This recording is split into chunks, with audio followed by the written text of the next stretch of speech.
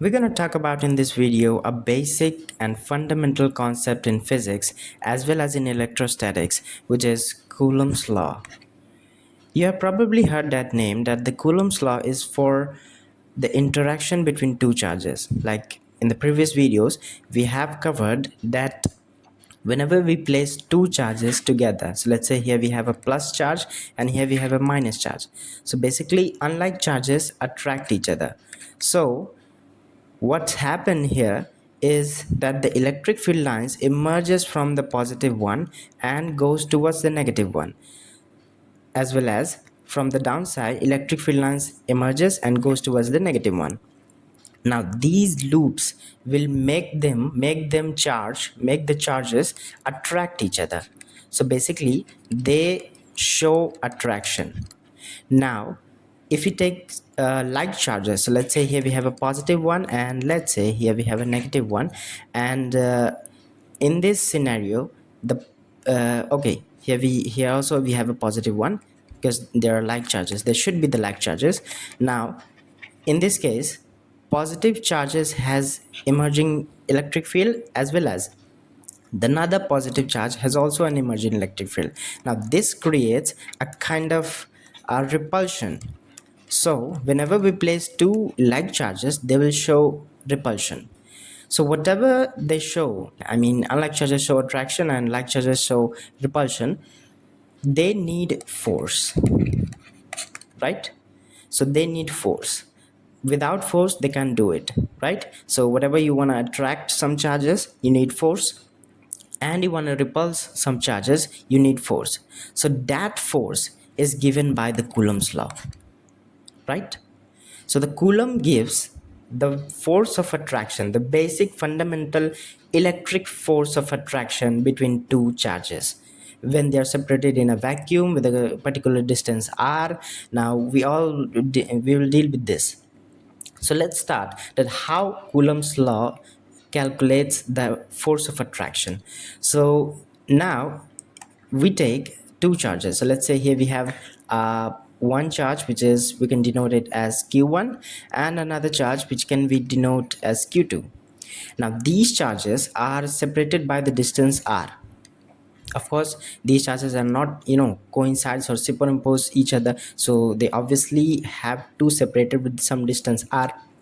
Now as well as they are in a vacuum. So why do we take these two charges in a vacuum? Because vacuum has nothing and it has its own permittivity to pass the electric field through it. So what is permittivity, we're going to deal with in the later videos. So uh, uh, now we have to calculate the force of attraction. Now according to the Coulomb's law, what Coulomb says is that the force of attraction F will be the directly proportional to the product of the magnitude of charges. So let's say here we have a q1 charge, maybe it could be positive or maybe it could be negative, and here we have a q2 charge, maybe it be positive or be negative. So whatever the charges, the sign of charges is, whatever the nature of force of attraction will be, the attraction or repulsion, the force will be the product of the magnitude of charges. So magnitude of q1 into magnitude of q2. So magnitude of q1 shows the magnitude of charge q1, and this sign, actually this sign is called the modulus sign. So modulus of q2 shows the magnitude of q2, the charge second one. As well as this is our first, and second, that the force of attraction is inversely proportional to the square of the distance between them. So these charges are separated with the distance r, so r a square. So now here we have a two equation. So let's understand what the proportionality sign means. The proportionality, this is called the proportionality sign, right? So proportionality means it shows the dependence, right? Like the one term is dependent on another term. So let's say here we have a left hand side force, this is dependent on the right hand side term, which is the charge. In the second equation, the force is dependent on the square of the distance between them. Now it can be in two forms. The one is directly proportional, which is in the first equation, and the other one is inversely proportional. So I'm going to write it here. So this is directly proportional and this is inversely proportional. Now what directly and inversely means, that the left hand side value is directly proportional to the right hand side value, which means that if right hand side value will increase, then the left hand side value will also be increased, and vice versa. So if the magnitude of charges will increase, the force of attraction between the charges will also increase. That's the fundamental concept. So if q1, the magnitude of q1 will increase, or maybe one of the two charges, even a single digit of magnitude of charge increase, the force of attraction will increase. As well as if the distance between both charges, so like here is the distance, so the distance between both charges if decreases, so the force of attraction will be decrease. So basically if this is the inversely proportional, so if this gonna increase, so like two charges are going far away from each other, the force of attraction will decrease. And if we take both charges together, now so the force of attraction will increase. So basically they are inversely proportional.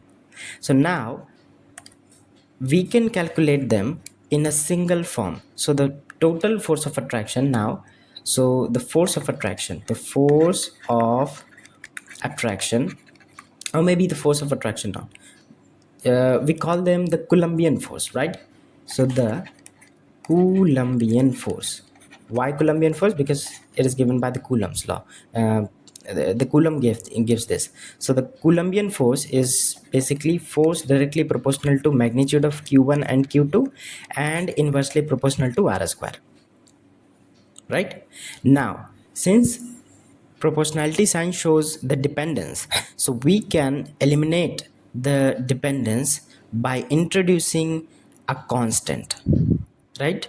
So in physics we have always done that the whenever there's a proportionality sign which shows the dependence, so we can remove this dependence by introducing some constants, right? So in this case we're going to introduce a Coulomb's constant.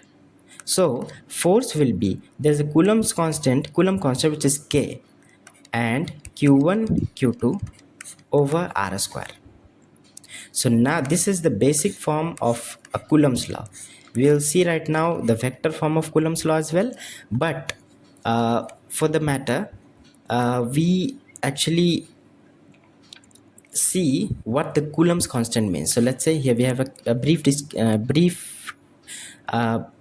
description about the Coulomb's constant. So here we have a Coulomb's constant.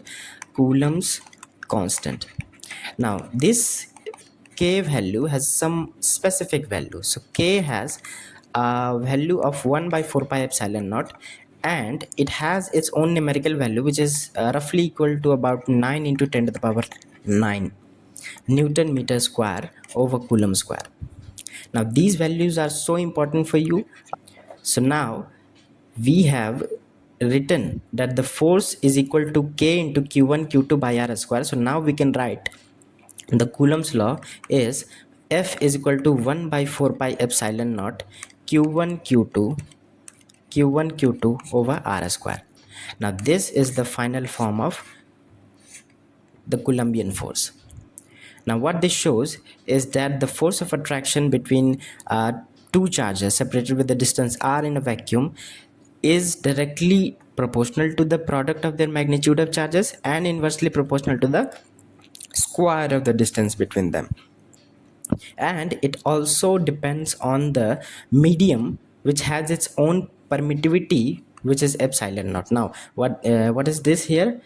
This term epsilon naught, we actually read them epsilon naught, read it. So epsilon naught has its it is the permittivity of free space, right? So permittivity of free space means now the epsilon naught has its own value which is 8.85 into 10 to the power minus 12 farad per meter. Now what it actually means is basically permission of it is the allowance of free space for the electric field. Now it shows that how electric field or how much electric field lines go through the free space or go through the vacuum. So it is the permission for the electric field to go through the vacuum. So this value shows the permittivity of the free space.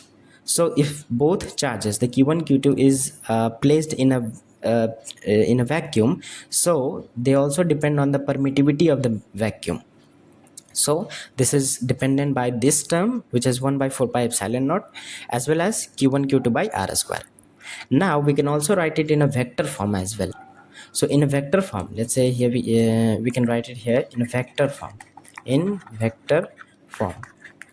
So in vector form, we can write it here like the force vector is equal to 1 by 4 pi epsilon naught. These are the some scalar quantities.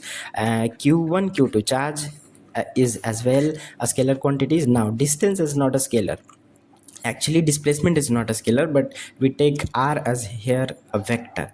So whenever we place r vector as a square, we actually square their direction as well. So we have to introduce the direction, which is r cap. Now let's get a brief recap of how vector can be written. So let's say here we have a r vector. So we can write this r vector as r vector magnitude multiplied by r cap. So this term, or maybe we can write it as r into r cap. So this term shows the magnitude and this term shows the direction, right?